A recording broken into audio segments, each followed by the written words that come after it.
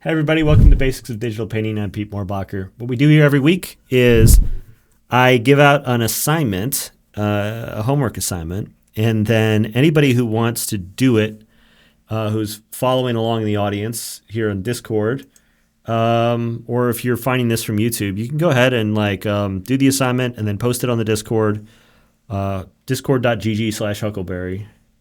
And there's a homework channel. I'm going to link it here in the chat.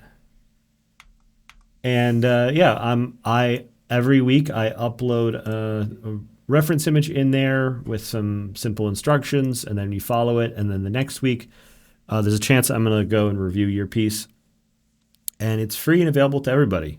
So I'm uploading the thing. Here's the image that we're going to do. I'm just going to upload this to the homework channel real quick. It's a mountain. It's super straightforward. I'm not even going to ask a ton. What I am going to ask is that it's going to be a sunset.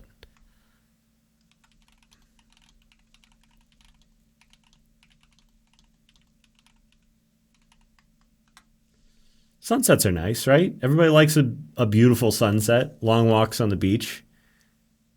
It's going to be a beautiful moment.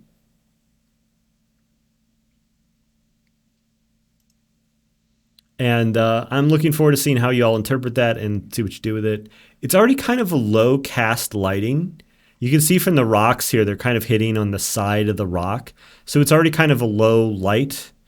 I think this is another one of those assignments that kind of classified as hey, it's kind of a do this, but do it with different colors kind of exercise. But I really like those because it forces everyone to kind of be a little creative and also interpret the work in a way that's not just doing a kind of photocopy of the original. So I hope you like it. Look forward to seeing everybody's work on that.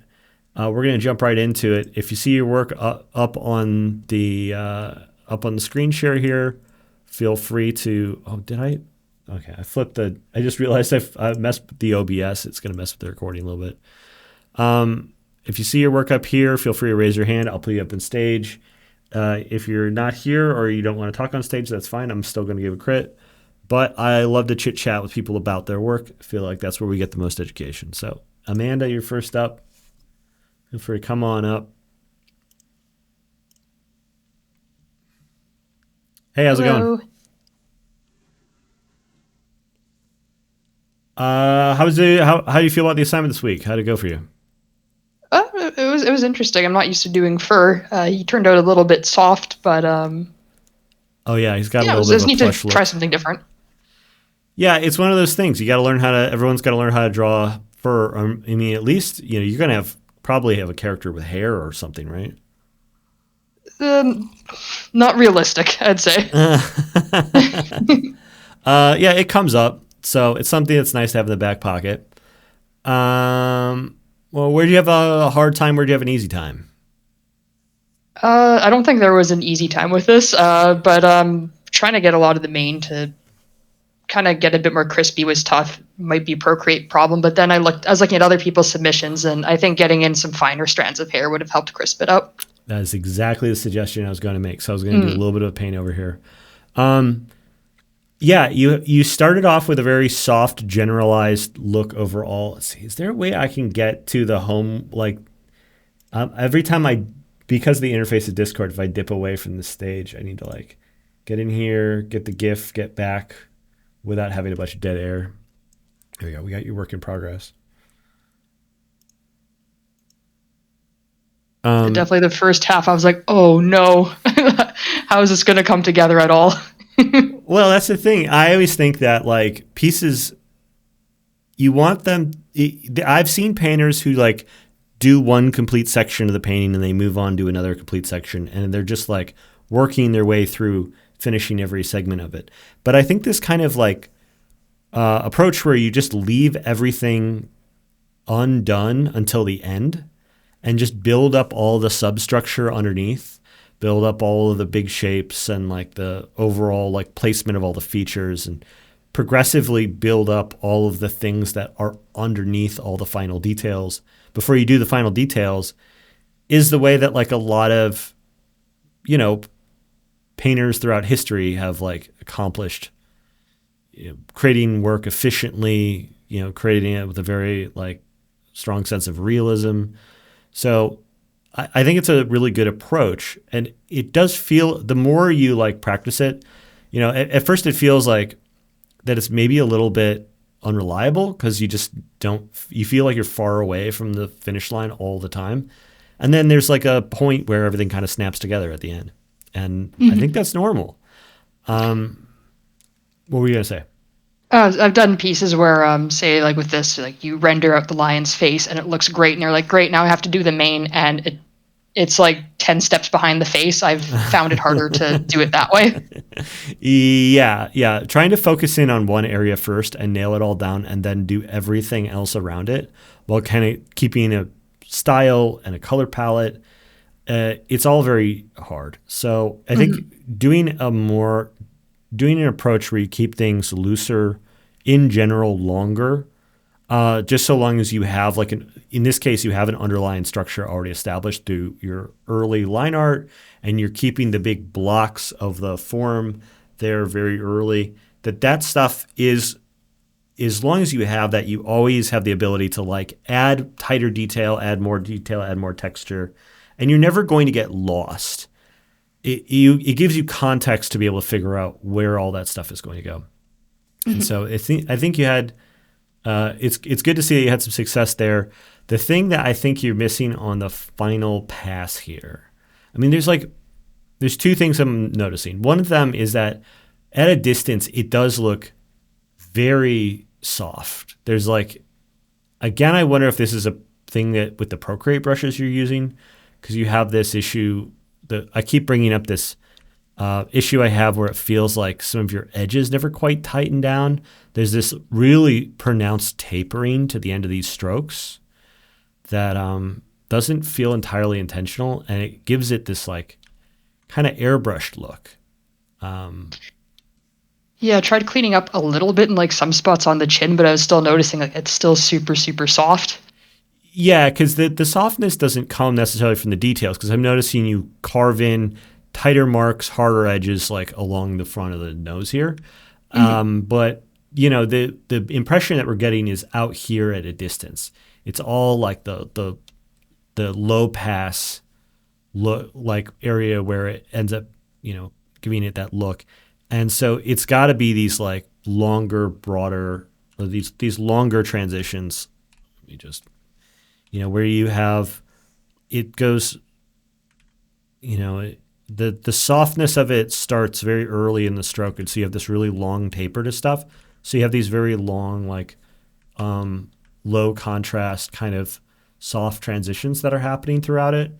And I think that's good to have early on, because it's kind of hard to build in. You want some of that to make it feel painterly, but if it's everywhere, it looks kind of like it's kind of like gone out of focus, or like kind of like there's a filter put on it. Too much bloom. Yeah, too much bloom. And so that might be a byproduct of the brush that you're using in this case. The other thing that I was thinking about was you had mentioned like a few tighter strands to pull out, and this is just the biggest thing for getting hair to look a little bit more natural. You just like you did with the whiskers here, just pulling out some like high contrast strands. I need to get them high contrast. Finding, I'm gonna turn this way up. Oh my God, I'm like fumbling the keyboard. Something going on here. Like I feel like the layer's not. I'm just going all the way white with this.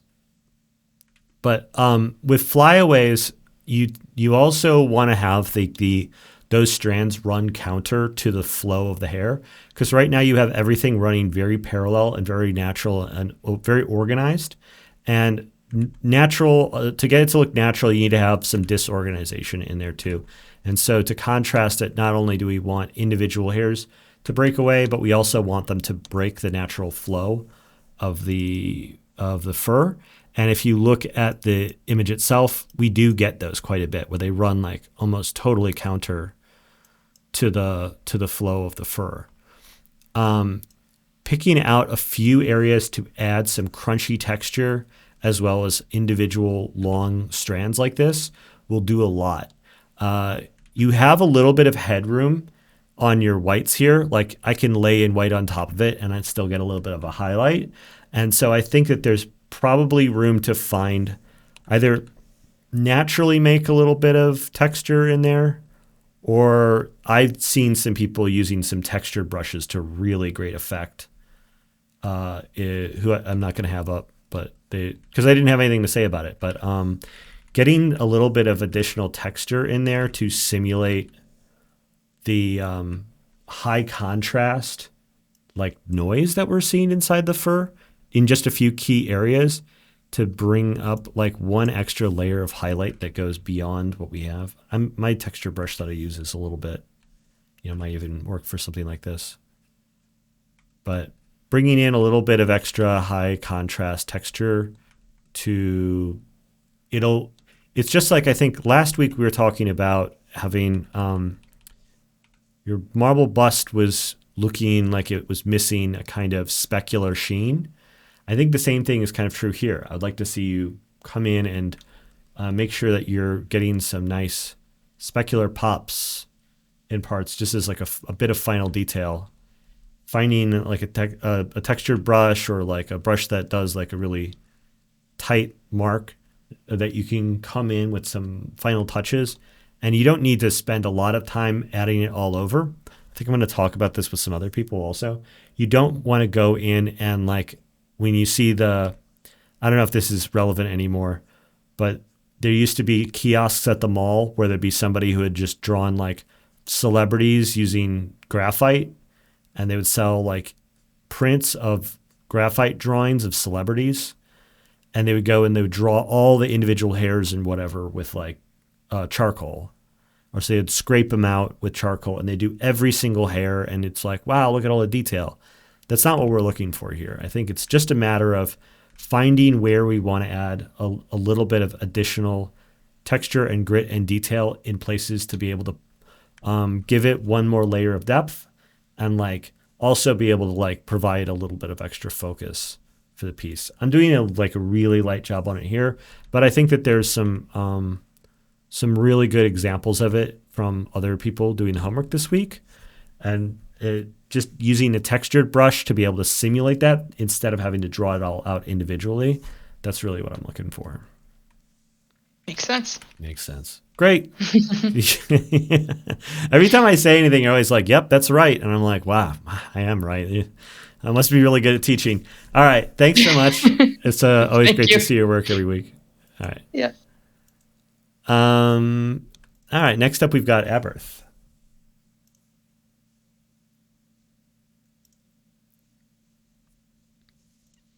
Hey, man. How's it going? Hi, Pete. Good. How you doing? Doing good. So more talk about color this week. Yes. Can you summarize your comment a little bit here? Yeah. So you were talking, I think, to Dr. Sensible last week about how he was going into too much detail on the value stage before putting in the color. Mm-hmm. And I sort of felt like that applied to me as well. And so I was trying this week to move into color much earlier. Because what I was doing before is I was basically trying to get everything all nailed down in the grayscale stage. And then I spent a lot of time with like gradient maps and masks and stuff to try to colorize it. Yeah. And so this week what I tried to do was move in earlier, so I was spending about half the time working in color, and then try to just do the detail pass in color instead of trying to do that in grayscale and then colorize it later. Yeah, you try and do the Technicolor style, where it's like you have a black and white movie and then you try to simulate color over the top of it using a bunch of clever tricks, right? Like, I think that's what Technicolor is, isn't it? Is like a sort of an artificial colorization they would do to black and white movies. I might be getting that wrong. Feel free to tell me.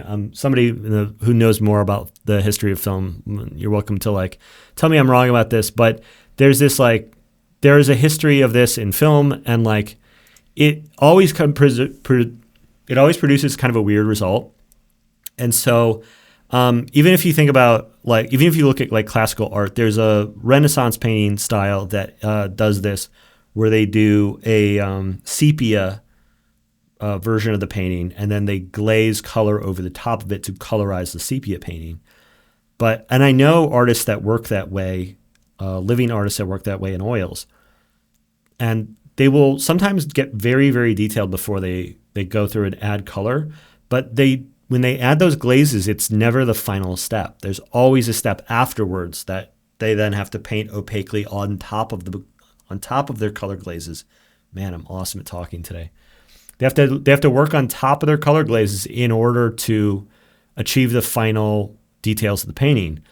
And so there's not a distinctive point where you absolutely should move from grayscale to color, but I'm sure that for most people, it's the wrong choice to colorize it really, really late. Like doing it as like the final step and trying to go from like a finished black and white to a finished color is a huge leap. And I find that like in my own work, I tend to do it very early as I can get away with. The problem I kept running into for years was that I was half the time doing it too early. And I thought that I had this great insight of, just wait later. And then I started teaching and I found out everyone else had the opposite problem, where everybody else who I met was doing it too late. So you can get it wrong in both respects, but it's more of a matter of like finding where it makes the most sense for your thinking. So if you're finding that you're struggling to add in layers of color and you're having a hard time feeling like you're working with the color in a way where you're trying to not screw up the earlier steps, you might be coming in too late. And if you're late in color and it just doesn't seem to be sticking or making any sense, then you're probably coming in too early. I think at this point, feels right to me. This feels like a really good place to jump in. Though I do feel like you are still tiptoeing a little bit around the whole color thing. How many like layers are you building up to add this? Are you just adding like a gradient map and a hard light? Just a hard light layer? Like what are you using?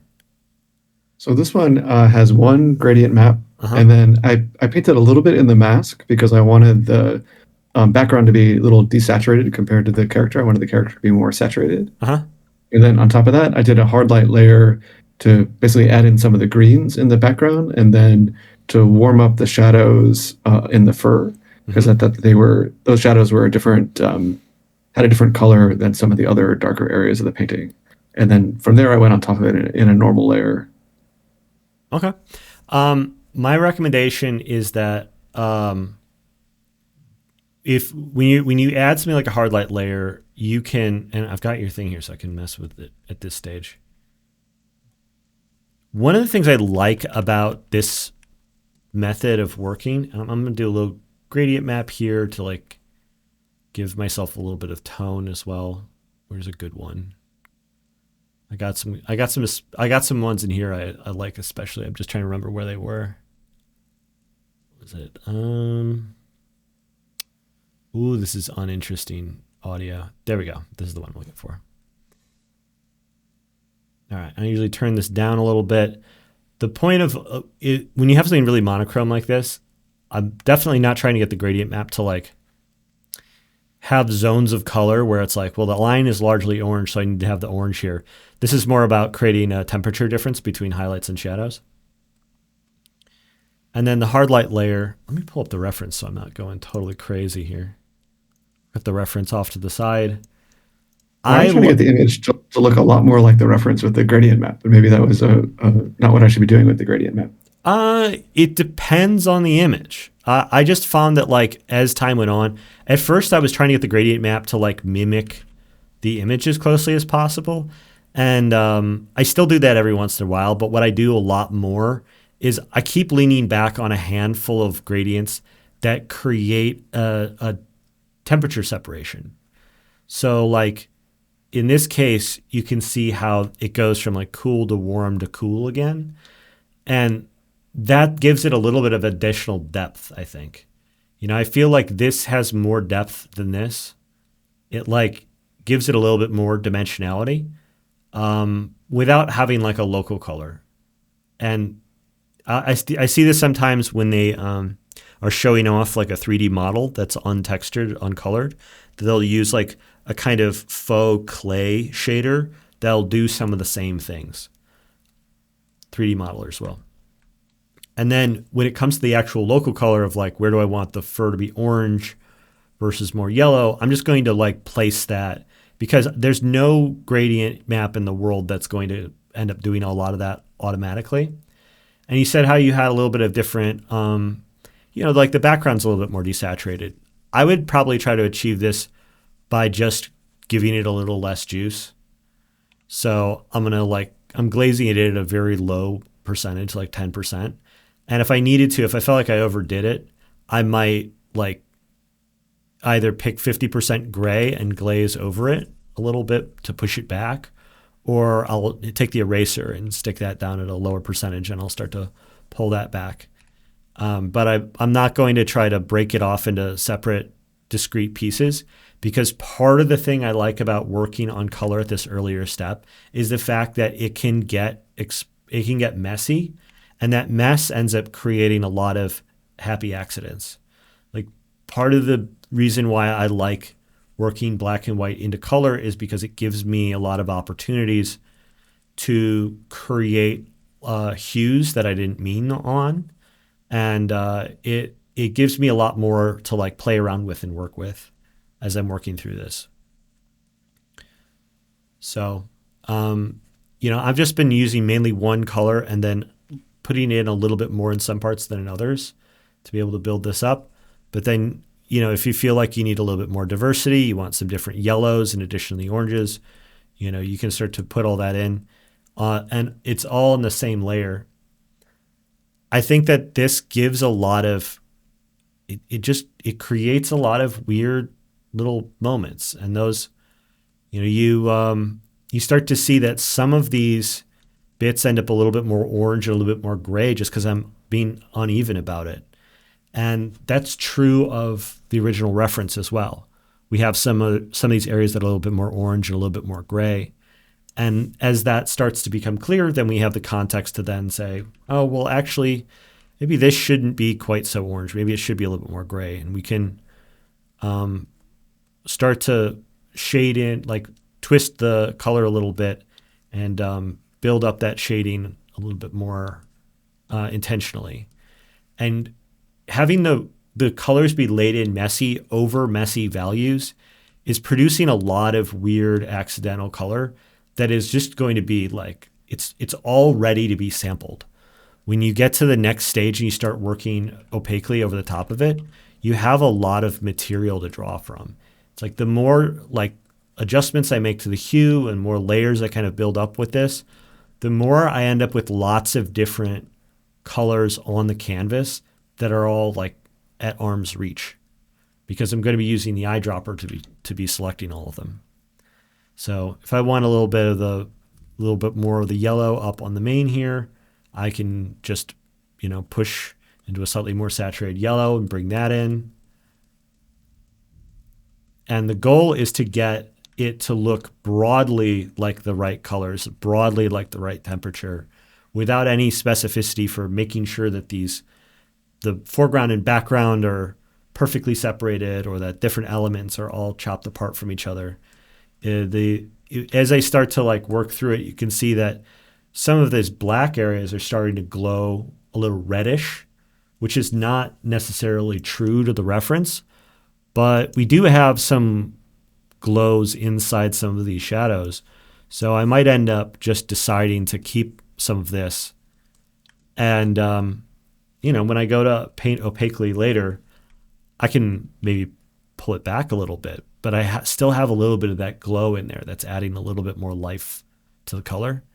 And I've got a lot of different saturated tones that I can kind of grab and push around. And as they all start to mix together and I get more specific about it in the final touches, it's all going to mesh even more.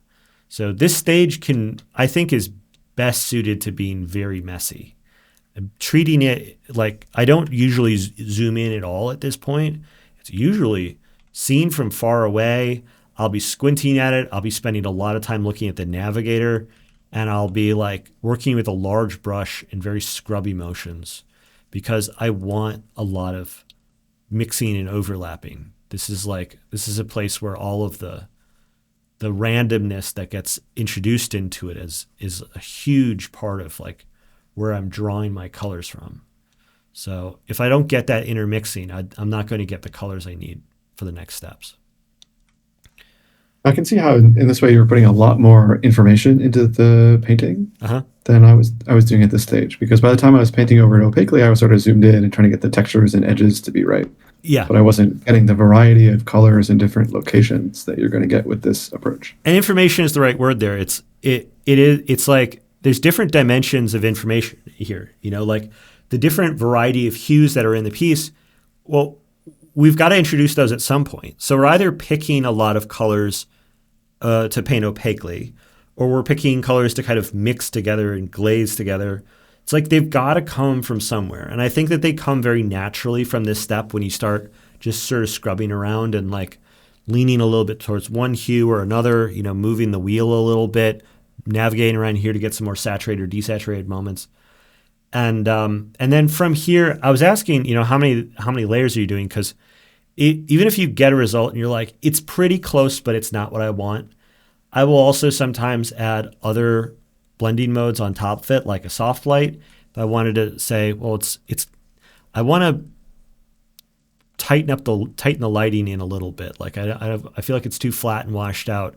I might use like a soft light layer or like a multiply or something at this point, and just not be satisfied with what I'm getting out of a single tool. And there's a lot of different blending modes that are all available to create additional depth and add more information to the painting at this point. And you can see how now I'm tightening the lighting in a little bit by just sort of, you get these really nice saturated darker colors through using multiply. So you can kind of add some additional focus like that. And then, you know, if you want to, from this point, you could say, okay, well, it's pretty good, but I want a little bit more color variety in there. So I'm going to add another gradient map on top of all of this and find one that adds a little bit of extra variety, or like, you know, messes with the contrast in a way that you feel adds additional value beyond what you were getting before.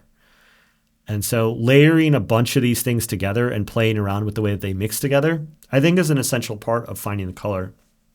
And because we're working in a non-destructive method here, you can really just screw around and do whatever you feel like, and you will end up with something.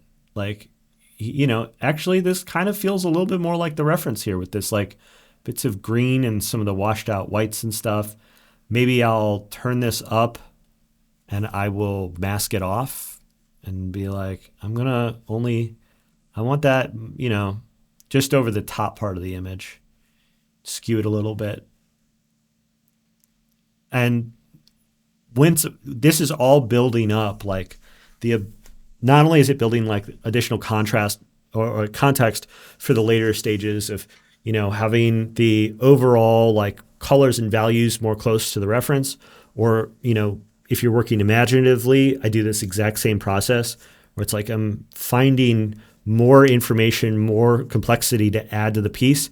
It's just that I'm not adding additional detail. Detail is just its own bandwidth of information that's separate from all of the color and contrast and lighting stuff that's being resolved at this specific stage. Because all of it needs to be added at some point, but it is always an open question. At what point do we add it? And my method here, it's not the end all be all of digital painting, but you guys are here to listen to me, so this is how I do it. This is my dumb method for resolving all this stuff. And then I might look at this and say, okay, well, I generally like it, but I feel like I lost a lot of whites on the chin. I might not even go back through here and edit all this stack. Instead, I might just say, I'm starting off my opaque painting by trying to bring some of these highlights back in on the chin. And, you know, maybe even color selecting and being picky about adding in some additional colors. And instead of trying to get all this weird stack of blending modes to do it right, now that I have like a foundation that I'm happy with, now I can just start like picking colors and painting them in and fixing the little stuff on top of it.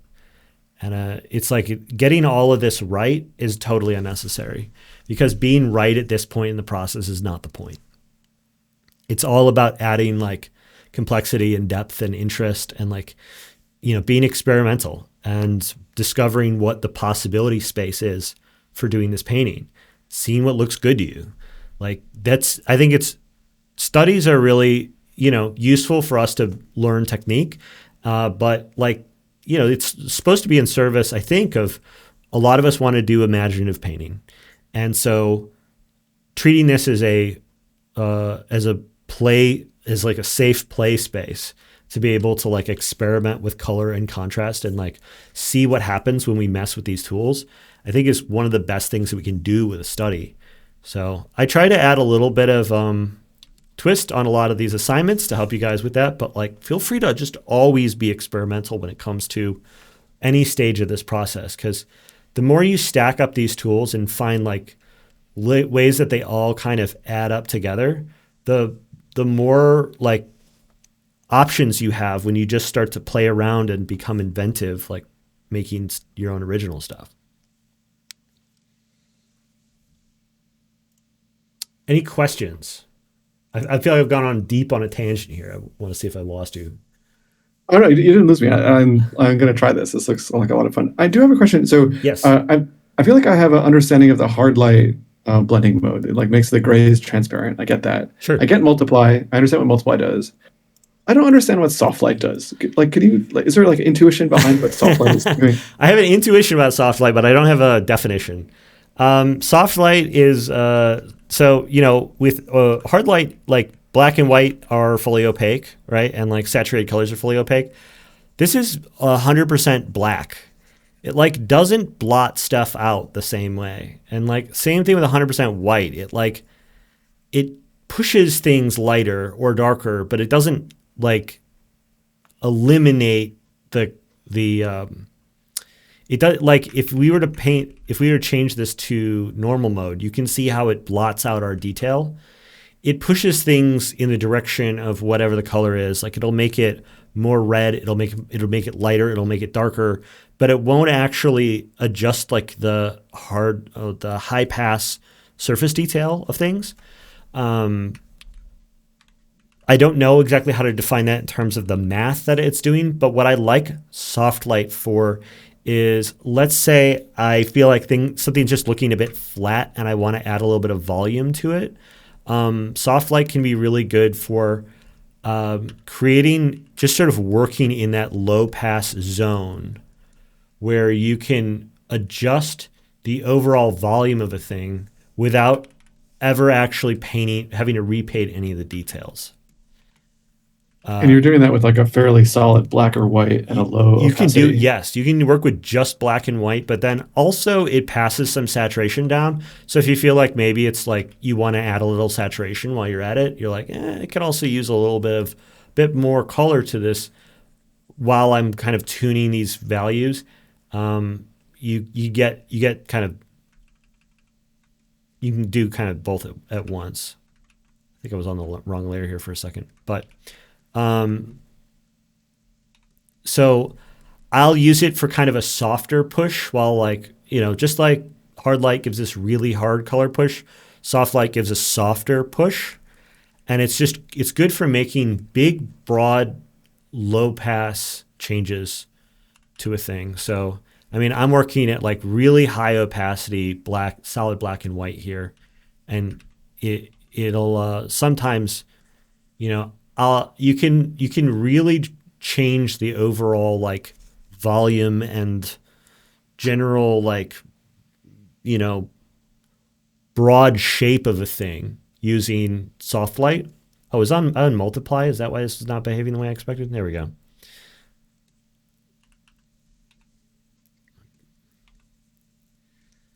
So the problem with soft light, the thing I want to precaution people about, there we go, is that you it tends to have this kind of digitally look to it that's not always appealing.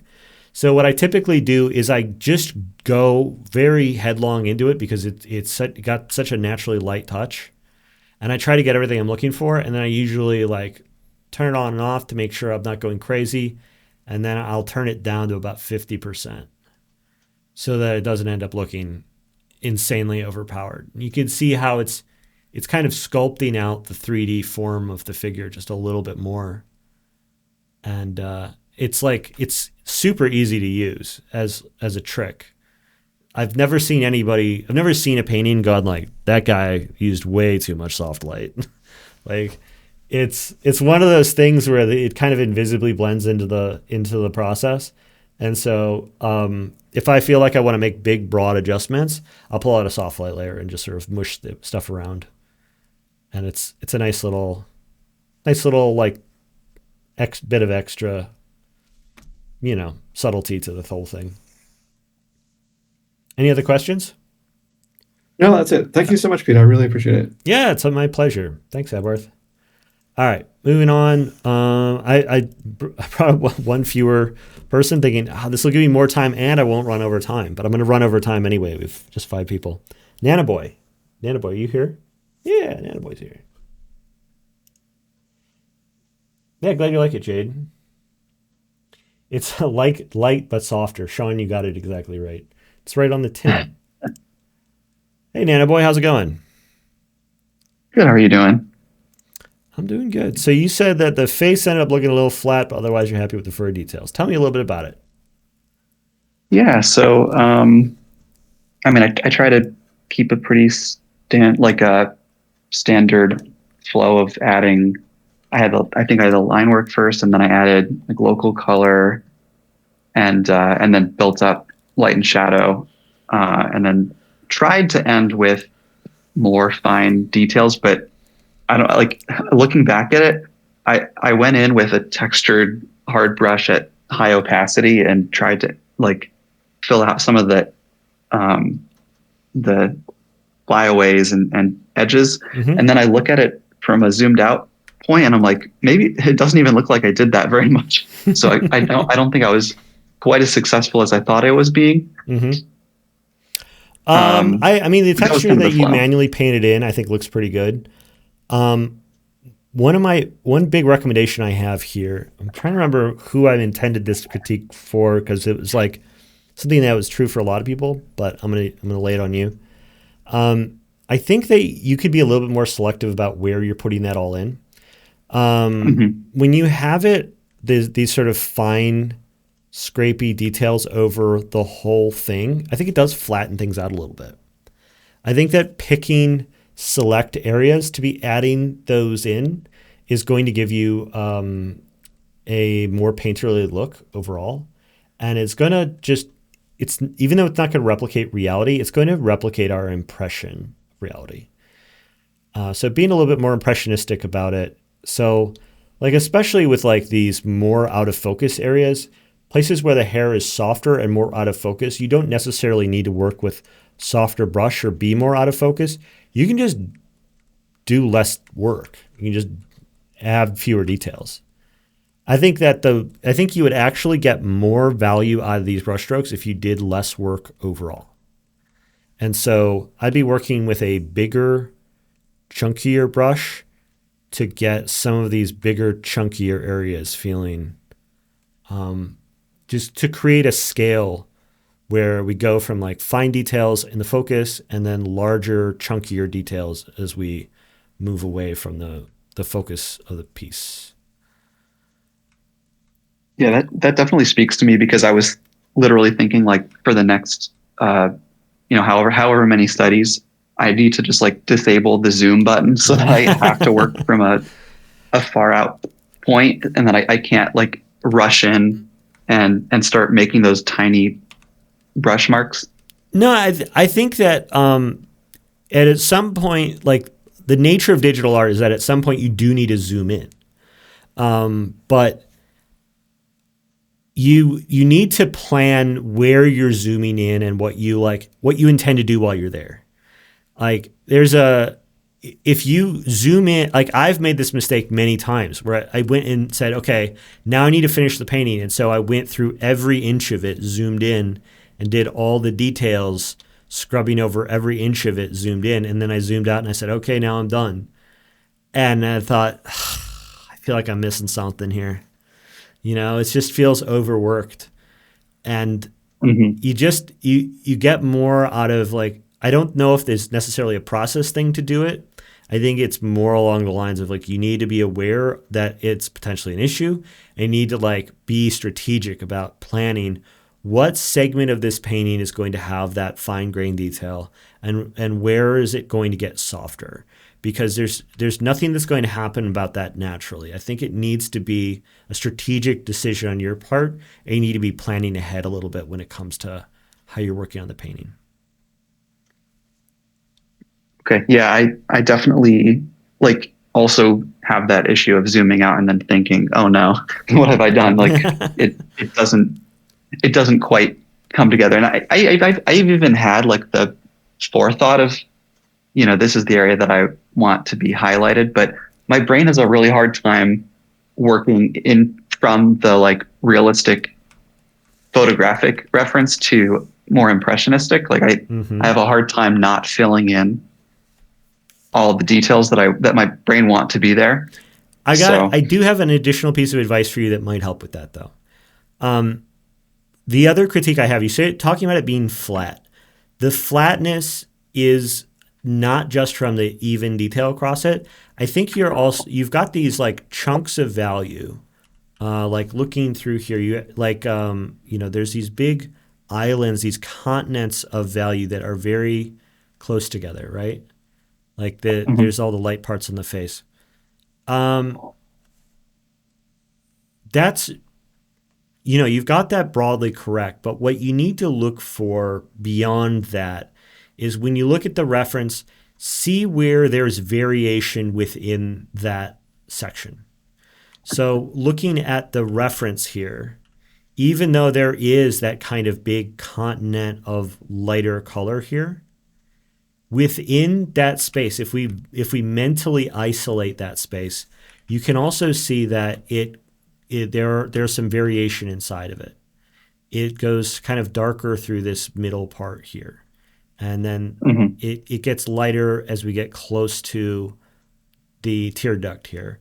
And it gets lighter again as we get there's a lighter part that's like down here above the corner of the mouth. And like you get more volume as you exaggerate those variations. And those variations are not happening on a detail level. They're happening on a very soft, broad level. And I think that if you are part of the way through the process and you're saying, this looks a little flat and it looks a little unfinished, your next step should not be to try to say, well, it's going to look better when I add the details. I want you to see if you can get it to look like it's more photographic, more finished, feeling more complete. You feel like better about it without ever zooming in and doing the details. Because this is the point where you're really going to pop off, is where you can get a feeling that it is more finished, more complete, feels more detailed without doing any details. I think you have to ask yourself the question, what broad strokes can I add to this that's going to bring in more subtlety? Because we're not looking for detail. What we're looking for is subtlety. And if you can add additional layers of subtlety without adding additional layers of detail, and then you do details, you're going to be in Flavor Town. You're going to love it. It's going to be great.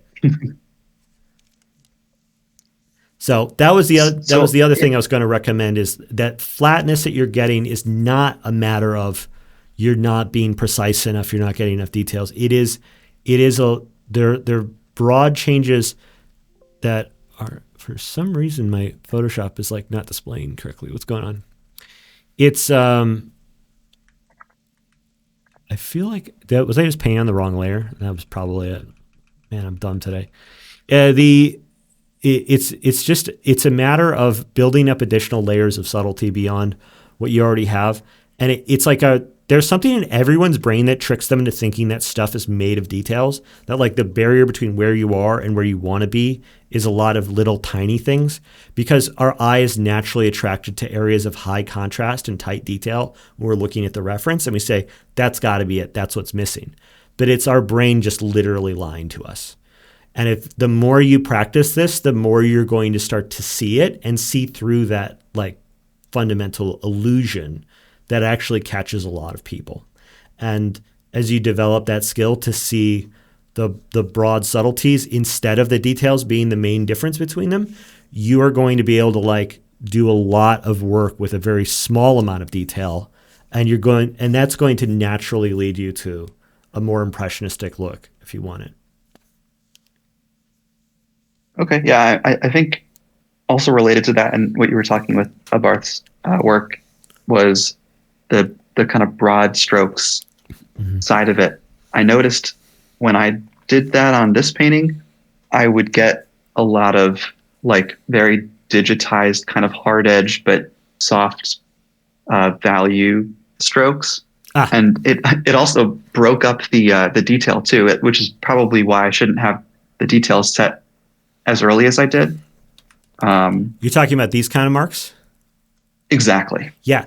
This is where you turn down the flow. This is my innovation that everyone's sick of hearing about. My brushstrokes don't do that. You can see that mine have this like weird taper on them. That's just the flow getting turned down. If I turn the flow up, I get those marks instead. So I am using pretty like I am using maybe like 20 or so most of the time on the flow. Turn it down more. It depends on the spacing. The spacing of the brush. If you have very tight spacing, then you need to turn the flow down further. I used to have 20% flow when I had like wider spacing on my brush. Do you know what I'm talking about? The spacing? Yeah. I think it defaults. I've looked into that. Yeah. I think it defaults to 20% on like the old classic Photoshop brushes, which leave this like am I on a weird layer? What am I doing to myself here? What is going on? Why don't I not know how to paint? Okay. With 20% spacing, you get this weird kind of like overlapping spirograph kind of pattern. You get this kind of chunky pattern. And so at like 20% flow, at like 20% spacing, this is what I did for a while, and then I would go back in and like blend it all out. And it would be like 2 steps, and it was annoying. And I finally like broke and turned the spacing down to 5%. But then at 5%, I needed to get the flow down to 10. There, to 10. And then I get like a fairly clean mark. But yeah, you've got something with your brush parameters set wrong if you're going to get those kind of weird, hard brush marks that have these hard terminals that you don't want. I definitely know the pain of those. They're miserable. The other thing you can do is you can work with a brush that's got a little bit of dual brush on it to give it a little bit, to break the edge of the stroke a little bit and give it a little natural texture. The one that I have in my brush pack is a square one. It's got the same size flow. I do this when I'm doing loose painting also to try to reduce the amount of noticeable brush strokes I get while increasing the amount of like random patterns and noise that get introduced to the process, because I end up using those as an asset later on. Like if you were to be scrubbing around and doing all kinds of stuff and you had to like crinkly things down here at where the ground is, then it's like, oh, I have to do less painting to give the impression of like crinkly ground stuff because I've already got a crinkly texture there.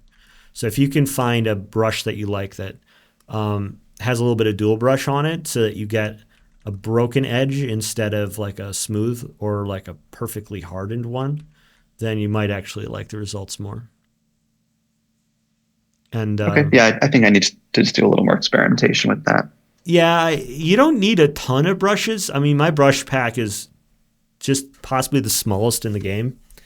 I think it's got 6 brushes in it, and I honestly just never use anything else. And yeah, I use this thing like a lot more than I used to. I used to use round brush for everything, and now I use something that's got a little bit of texture and a little bit of a little flatter than the round brush. I use the round brush especially for stuff that I want it to be really soft and organic, like skin texture, clouds, fabric, things like that. But anything that's got a little bit more tooth to it, I just am like, if I were to be doing like the fur, I would be doing that all with something that's got texture on it, just because it ends up producing fewer artifacts and then requires less cleanup. All right. Great. Thank you. Thank you. All right. Next up, we got Sean. Sean was here earlier. Did I bore Sean away? Sean's here. I kind of like the blobs. Soprit says, yeah, I mean, the blobs it's a natural part of the digital painting experience. Hey, Sean, how's it going? Hello, don't worry, you're never bored. I'll be here. I don't know why I'm so down on myself today. I feel like I'm not normally this negative about myself, but I'm pressing all the wrong buttons. I'm supposed to be the expert here. All right. You say you started with a blurry background, making the process feel much smoother. Tell me about it. Yeah, it's interesting. I did it for the last piece as well, and you put the blur on, and then you put one blob of color in one place, and then another blob in another place. Then you find that the transition's almost done already for you. So it was just kind of right. Yeah, it makes things flow a bit easier and kind of helps get from the beginning stage to the like mid stage quicker. So and more naturally, and so that helps because it feels easier to make changes because you feel like you've less invested in what you've already got in some way. So yeah, it's been helpful. It feels like you need to make fewer changes to get to where you're headed, for sure. Like exactly, yeah. Starting with like the loosest, broadest, biggest transitions first, and just working with like totally blurry blobs to begin things off.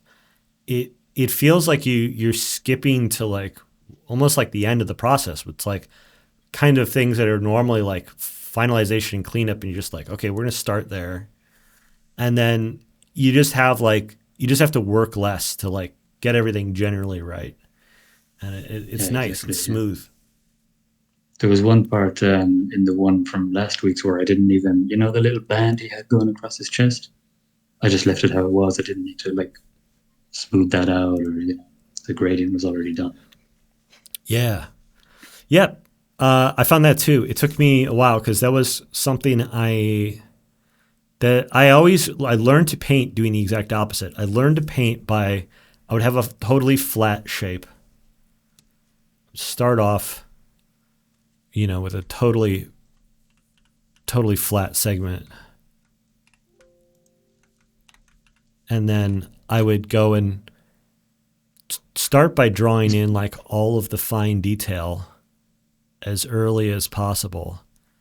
And it would be like I would only be doing fine details about stuff.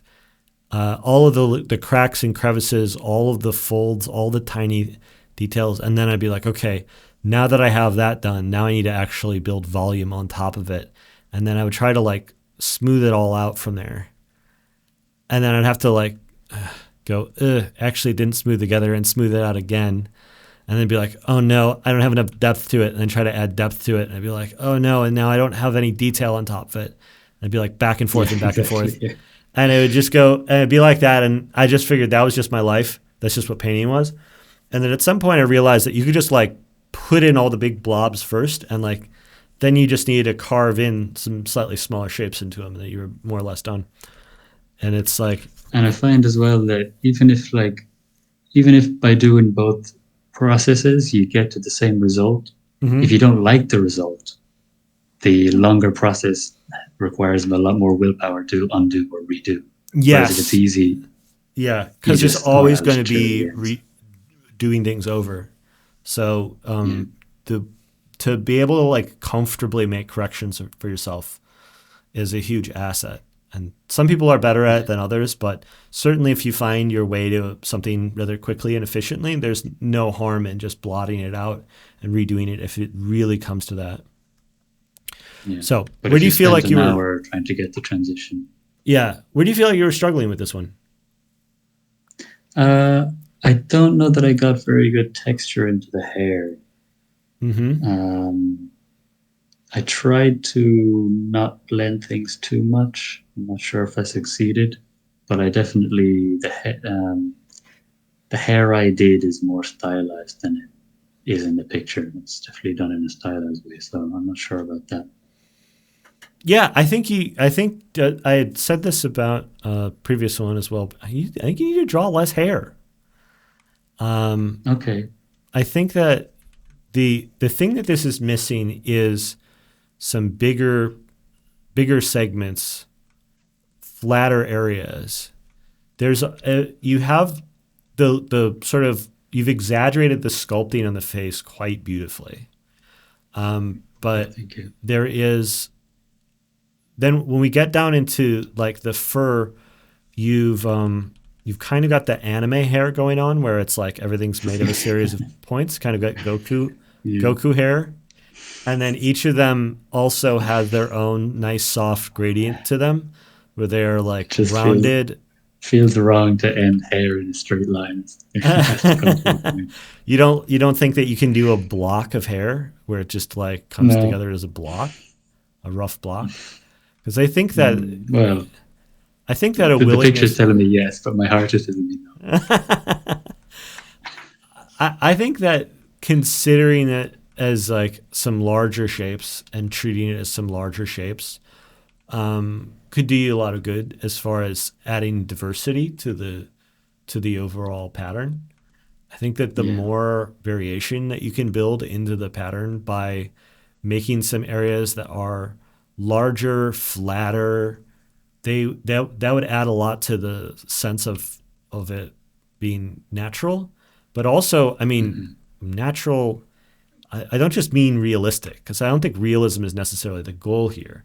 I think one of the things that You mean less organized? yeah, maybe, less but- organized, more chaotic. Like there's something very soothing and beautiful about nature, the randomness of nature. Like in clouds, in trees, we love the sensation of like our brain knowing that there's a pattern, but the pattern never quite comes together. And in order to replicate that, we need to be expressing a lot of different shapes and patterns and ideas within the overall language of leaves or hair or fabric or whatever, random natural materials we're doing. Smoke and fire are other really good ones. Like there's just a really big vocabulary of possible hair shapes, and using a bunch of them is going and mixing and matching them is going to produce a more aesthetic result than having a singular hair shape repeated in a pristine way over and over and over again. I mean, Yeah, I definitely have that happening. yeah. And so I think it's not so much about like, adding detail. I think it's about expanding the overall shape vocabulary for, and the study's a good place to do that. You know where you are comfortable as far as making these kinds of textures. And what I want you to do when you're doing something from a reference is to look for places where the reference doesn't make any sense to you. Look at it and go, wait a minute, that's way too straight of a line for this to all be made of hair. Like, can hair really be that straight? Like, find the areas that feel like wrong and outside of your experience, and focus on that as like a thing that you want to replicate, because that's going to expand your overall vocabulary for that subject. There should always be something in the reference where you go, wait a minute, really? Does it really do that? And in those moments, you're going to be learning. Like you need to feel humbled to a degree by the subject, and in order for Yeah, you to because go as from you're it. saying that now, I'm looking at that bit you're painting, and it's like it's doing the opposite of what I expect. I expect it to come to a taper, but if anything, it's as that hair comes away from his jaw there, Yeah, getting wider. So that seems unusual. So I see what you mean. yeah, it should defy your expectations to a degree, and you need to be willing to observe what's there rather than what you expect to be there. It's going to always be a compromise. You're going to be mixing some of your own expectations into the reference, which is good, and you're going to let the reference surprise you a little bit and teach you a little bit more about the subject matter. And finding a halfway point between them is going to create something that's in your style, but it's also going to grow your education, and you're going to create something that's, you're going to expand your aesthetic. And so that's going to, absolutely bleed over into your imaginative work. When you go to paint hair or fur from your imagination, you want to be able to have this huge diversity of possible shapes that you can build from. And that's true for anybody here. Even if you're going to be drawing a really stylized anime style, all that anime girl hair is it's all it's all got its own alphabet of different shapes of strands.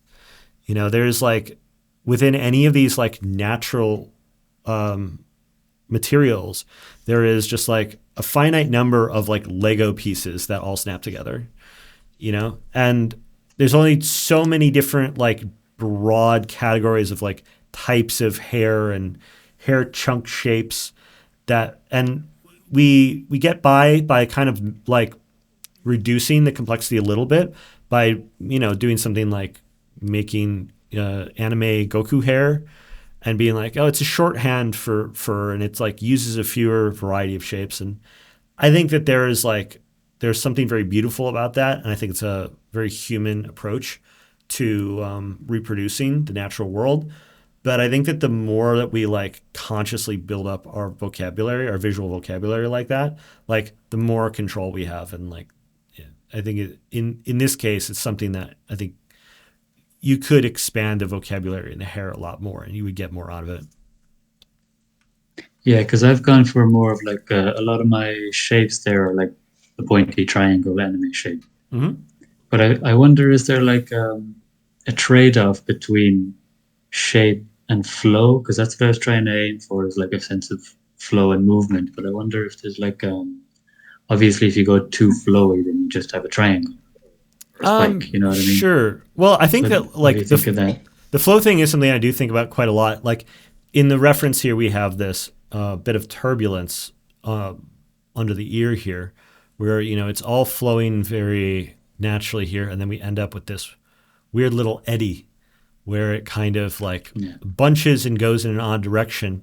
And I think that when we're talking about natural shapes, clouds or trees, or the flow of water, these kinds of unexpected little eddies, I think, are the kind of breaking of the pattern that gives us a little bit of sense of that, nature, that natural aura, that sense that it's real in a way. It's the mixture Yes. of organization with disorganization. It's not just pure chaos. It's a pattern that's being broken. And I think that the point where I like your piece less than the reference is you're keeping that organization quite clear, and then you are trying to maintain that organization through this chaotic area. And you're not bringing in layers of disorganization to mix in and create this synthesis of a pattern that is being broken, a little bit of syncopation in the jazz that I think you could use more of. Yeah. Yeah, I definitely see what you mean. Definitely going to try to keep that in mind. Great. It's super interesting. I hope everybody else out there is picking this up, because I'm oh, this is something I think about all the time and I care about a lot. And I actually very consciously do this in my own work. But it's not a topic I see discussed very much. So yeah, I enjoyed it. I realized that you think about it as well, so I enjoyed listening to you talk about it, because it's clearly something that you it's not just natural, you know. No, it's Some of not. them might be It's not natural, but accidental. Yeah. I think about it a lot about when I look at other work too. There's a certain conversation that you see in other people's work as well, where you'll look at the way that they're painting like hair strands or something, and you'll see how they're going. You know, they have this like pattern, and then they're intentionally breaking the pattern, and they're allowing chaos to like work its way into something that's otherwise organized. And you go like, that is absolutely being done on purpose by the artist, and their balance of it is very excellent and masterful and interesting. And it's like, it's one of those subtleties that I think that you pick up on as a craftsman that like the average person may not see. And I think it adds like an extra layer of appreciation to seeing things, to seeing other people's work as well, is because it's not just random. There is a person behind it. You see the person on the other end through the painting when you see their thinking in the work. And that's my favorite thing in art, is to like see a little bit of the artist's mind at work. And so I see that, you see that in some of these little subtleties, in a lot of in great work, and I just can't get enough of it. It's my favorite thing, whether it's going to a museum or looking at people's work online. So I try to do that in my own stuff too, because I think that even if somebody's not necessarily conscious of it, I think they still like understand and appreciate it. Yeah, definitely. All right, I'm over time, and I've got one more to go through. Thanks, Sean. It's always Thanks, great to Pete. see your stuff. See you soon. I got one more here. It is Larrivee. Larrivee, are you here? Oh no, we're leaking people. I'm over time. I've gotten 2 in the weeds. Everyone left. Man. I kick Sean off stage. Larrivee, do you have I tried pulling you up. Only the real ones are left. I'm going in the weeds today for all you like, for all you super real artists out there. I tried pulling Larrivee on stage. Do you have a mic? Is it are you not able to come up? Feel free to type. Let me know what's going on. I saw you type before. I don't know what's going on. What's happening? All right. Larrivee said, had a great time with this one. In August, they did a pet portrait competition, and I got my feet wet painting fur and oils. I felt really confident with the overall approach because of this, but was struggling to find a way to get the hair clumps down. Halfway through, I found a nice brush to blend things together and get what I wanted. My only concern is the final result is the balancing of the painterly and hairy look. On mobile. Okay, that explains it all. All right, I have a very specific critique for you. I'm going to have to keep it short, unfortunately, because I've been too indulgent in my prior conversations. I want to see you use brushes of a different size more when you're doing something like this. You are doing that a little bit already. Like you have some like bigger brush strokes on the areas that are a little bit more out of focus, and then you're going smaller with the brush strokes like around the face and the focal point. There's just something about a lot of parallel strokes that are all coming in about the same size. This is something that's not exclusive to you. This is something I was seeing generally. I don't have like a really great piece of advice for messing with this. I tend to change the size of my brush quite regularly. I just hammer on the bracket keys. I'm working on a PC, and I hammer on the bracket keys, and I also have the pressure sensitive. I set my pressure sensitivity kind of soft, so that it very quickly ramps up to being full pressure.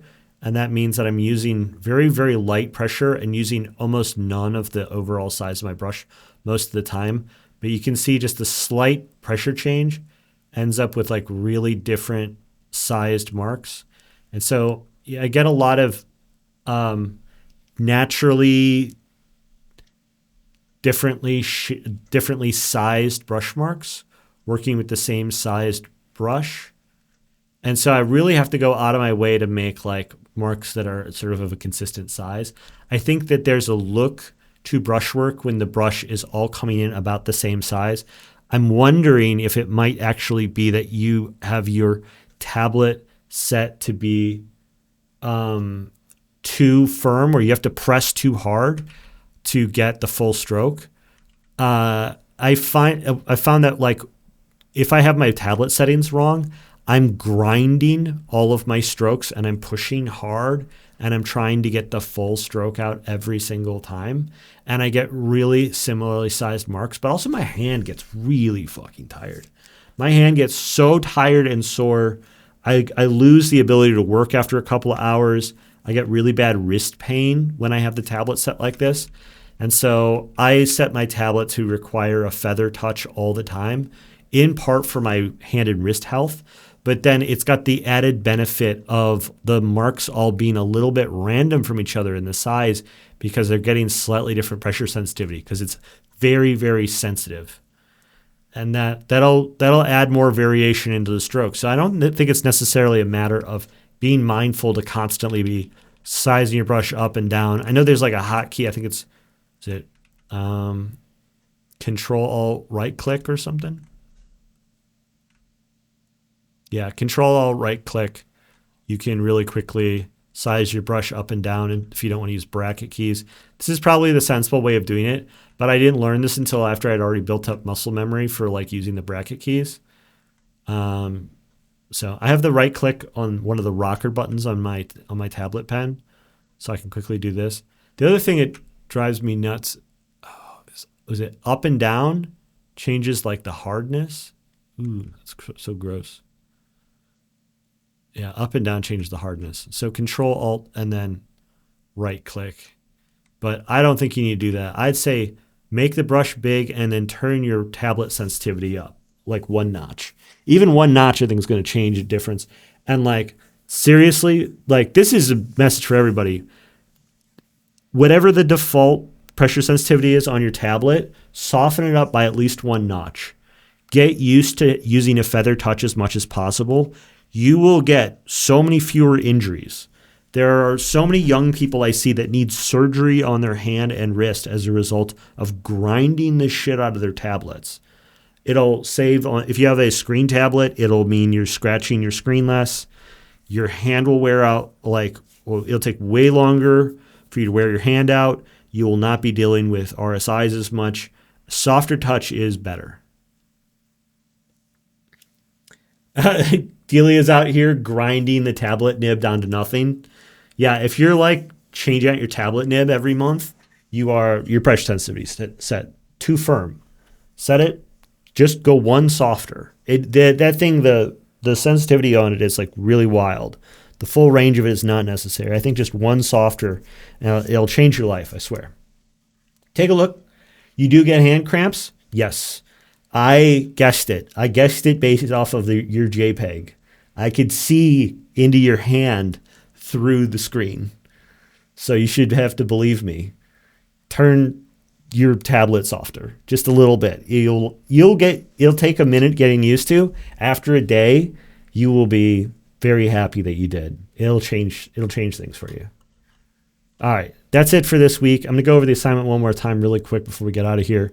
The assignment for this week is to take this cloudy mountaintop thing here. It's in the homework channel. I'm going to give the homework link. Go ahead and do that, but make it a sunset. That's it. Thanks everybody for joining me. I'll be back next week. Thanks everyone who stuck it through all of the getting into the weeds territory. I just wanted to get deep into it this week. I appreciate y'all being here. I'll see you around. Goodbye. Goodbye. Goodbye.